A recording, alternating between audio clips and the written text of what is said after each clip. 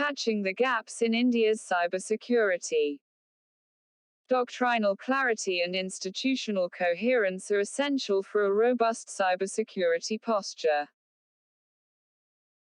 On Sunday, February 28, there was a sensational report in the New York Times. China appears to warn India, push too hard and the lights could go out, based on investigations by a United States-based cybersecurity firm.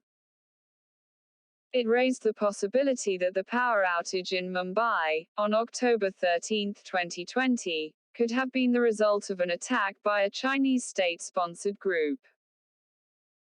Maharashtra's Home Minister acknowledged that a report by the Maharashtra Cyber Cell showed that the grid failure was potentially the result of cyber sabotage. Meanwhile, the Union Power Ministry denied that the grid failure was linked to any cybersecurity incident, and blamed human error for it. We cannot say who is right since not enough information is available in the public domain. And therein lies the rub. While Maharashtra's Home Minister has promised to table the report in the Assembly, this would be the first time, to our knowledge, that a cybersecurity incident has been discussed this openly by government officials. India has been a target earlier. India has been attacked by suspected Chinese state-sponsored groups multiple times in the past. In 2009, a suspected cyber espionage network dubbed GhostNet was found to be targeting, amongst others, the Tibetan government in exile in India, and many Indian embassies. By pursuing the leads from that discovery, researchers found what they dubbed the Shadow Network, a vast cyberespionage operation which extensively targeted Indian entities, including military establishments, news publications, and even the National Security Council Secretariat itself, with clear evidence that confidential documents had been accessed by the attackers. In response to a question raised in Parliament, the then Minister Sachin Pilot noted an investigation was underway. There were a number of subsequent attacks that targeted India, including Stuxnet, which had also taken down nuclear reactors in Iran, Suckfly, which targeted not just government but also private entities including a firm that provided tech support to the National Stock Exchange, and D-Track, which first targeted Indian banks, and later the Kudankulam nuclear power plant Tamil Nadu, in 2019. However, neither the report from the Shadow Network investigation, nor any other, has ever been tabled in Parliament, nor even a redacted version made public. Even when parliamentarians have raised serious questions, the government's responses have only been perfunctory. Appraising lawmakers of the scale and depth of the damage wrought is critical to enabling meaningful public discussions and crafting a robust response. Further, doing so will enable the government to be able to own the narrative around these incidents. On a side note, while there is much evidence to show that Chinese state-sponsored groups were responsible for many of these attacks, Chinese cybersecurity agencies have also helped the security community in dismantling the infrastructure behind some of these attacks.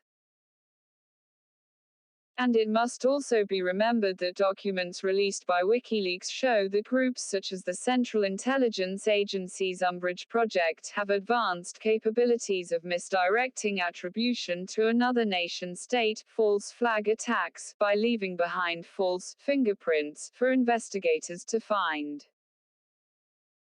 Given this, questions of attribution are always murky when it comes to cyber attacks, necessitating a robust institutional posture and political acumen in publicly dealing with these issues.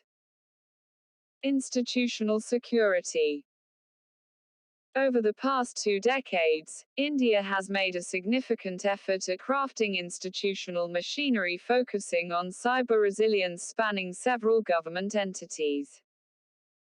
The Prime Minister's office includes within it several cyber portfolios.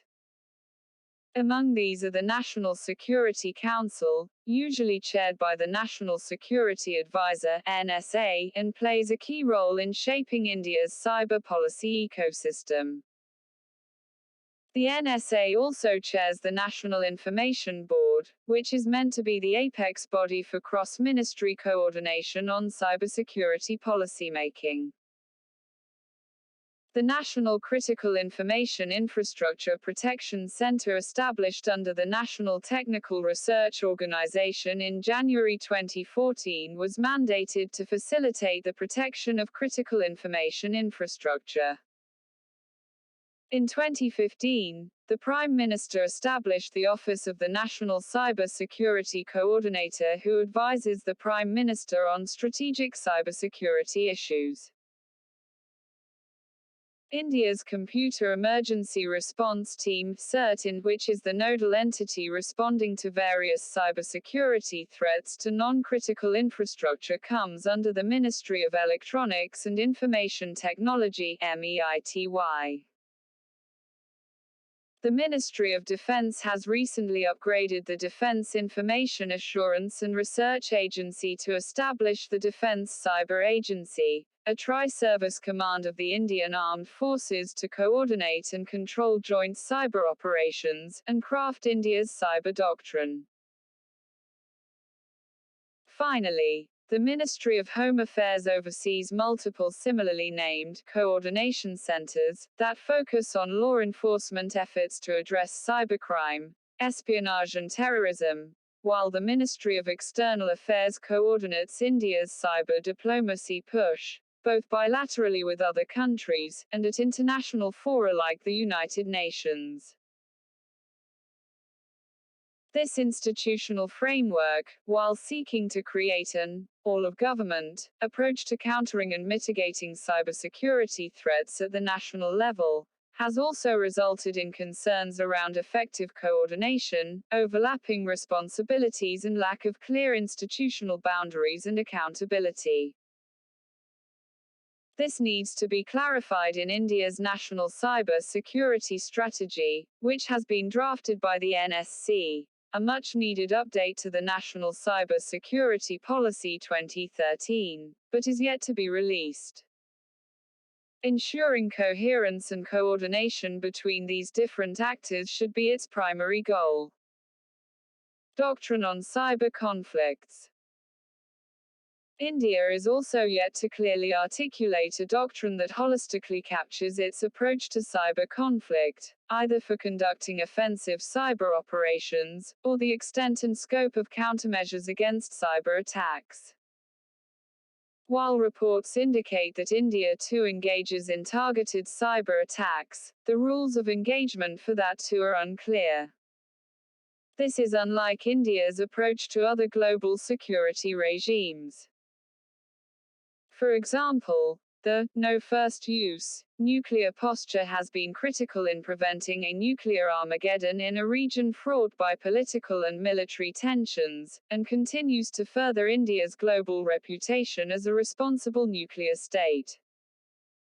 Is it fair to argue that cyber is different?